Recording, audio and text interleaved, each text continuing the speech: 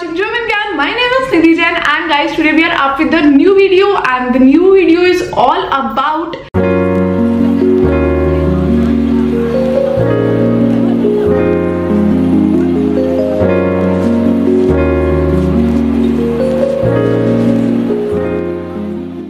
the Welcher prepositions. Yes guys, this is an interesting topic, and if you are looking forward to master the Welcher preposition, then this video is a one-stop solution for you all. So yes, why not to master your Welcher preposition, the German Gyan? If you are watching me for the very first time, then my name is Nidhi Jain. I'm a CEO and the founder of German Gyan. German Gyan provides you online and offline classes.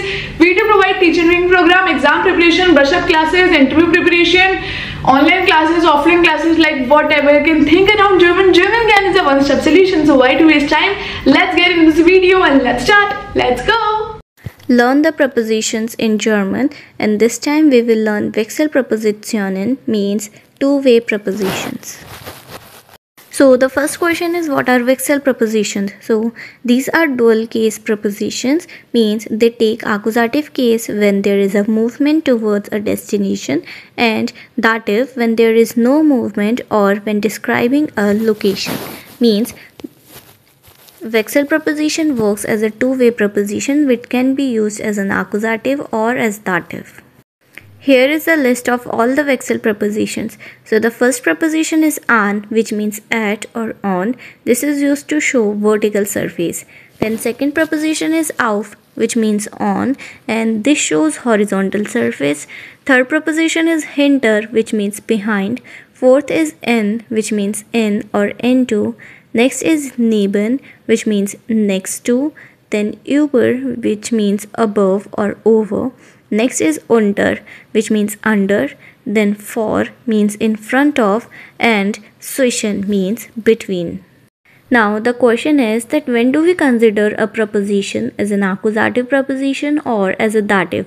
So the rule is that the case depends on the motion. It means if there is a movement or change of place, at that time we will consider that particular preposition as accusative, and it will give you the answer of wohin, means where to. Then when there is a no motion in a sentence and it shows position or location, then it will work as a dative and it will give you the answer of where.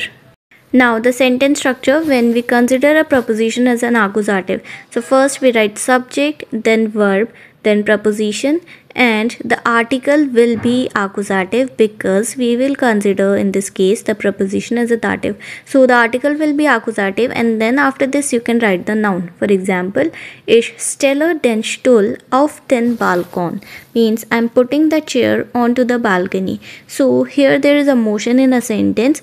That's why auf is used as an accusative and den is the accusative article from accusative masculine.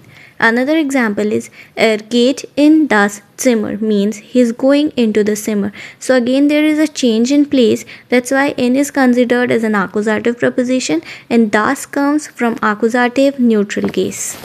Next is the sentence structure of dative, means when we use a preposition as a dative case. So first we write the subject, then verb, then preposition, and after this the article will come, which will be a dative article, and after that you can write the noun.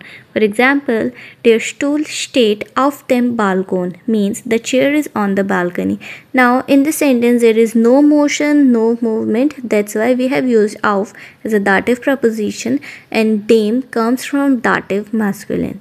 Another example is ist in dem Zimmer, means he is in the room. So again it shows no movement, so in is considered dative, and dem comes from dative neutral.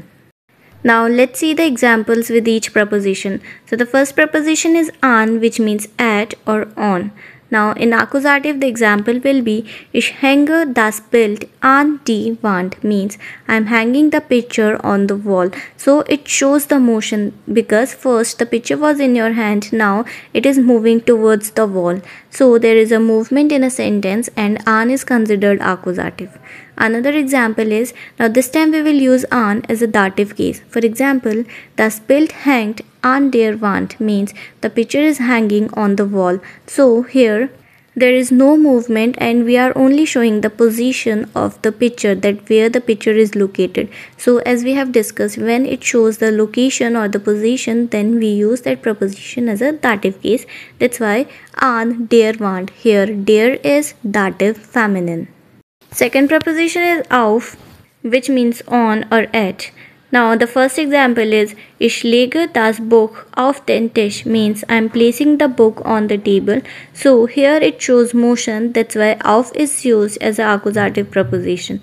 Another example is Das Buch liegt auf dem Tisch, means the book is lying on the table. So here there is no motion in a sentence. That's why after auf there is a dative article which is dem. Third preposition is hinter, which means behind.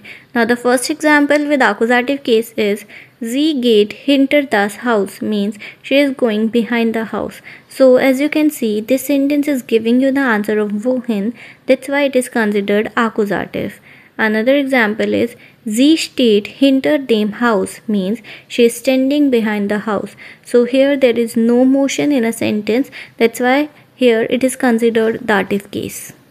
Next preposition is in, which means in or into. Now the first example is Ich gehe in die Schule, means I am going into the school. It means earlier I was outside the school and now I am going inside the school, means there is a change in place. So here in is considered accusative. Another example is Ich bin in der Schule, means I am in the school. So now there is no motion in a sentence, it is only showing you the position or the location. That's why in here is used as a dative case.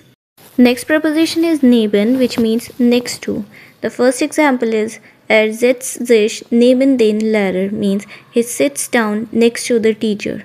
Another example is sitzt neben dem Lehrer, means he is sitting next to the teacher.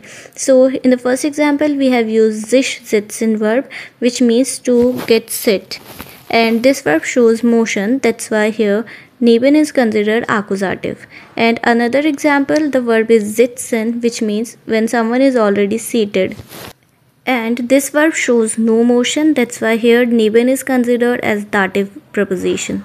Next preposition is über, which means over or above. For example, Ich hänge die Lampe über den Tisch, means I am hanging the lamp over the table. Here there is a motion in a sentence, that's why über is used as an accusative case.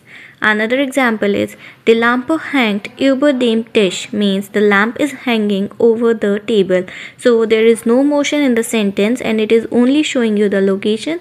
That's why this is considered dative case. Another preposition is unter, which means under. First example is Die Katze läuft unter den Tisch, means the cat runs under the table. Here this is considered accusative. Next example is Die Katze schläft unter dem Tisch, means the cat is sleeping under the table. So here there is no motion in the sentence, that's why unter is considered dative. Next preposition is vor, which means in front of.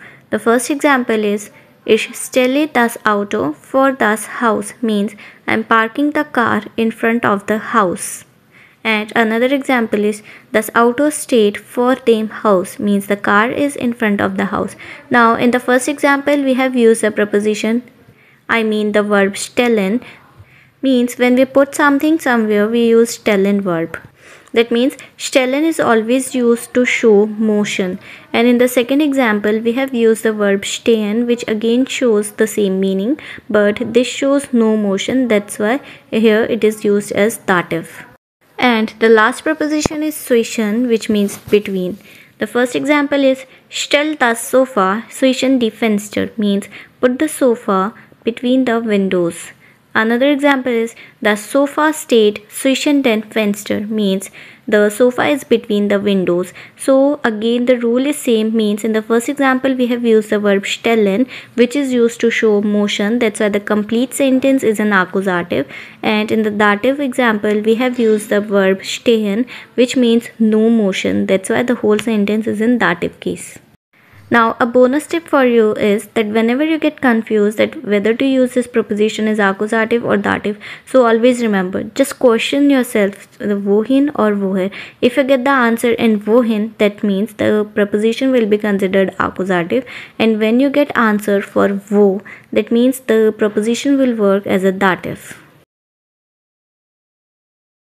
How was this video? I hope you loved it. Thank you so very much for showering lots of love. We'll catch you in the next one. Children, keep learning German with German Gyan. Take care.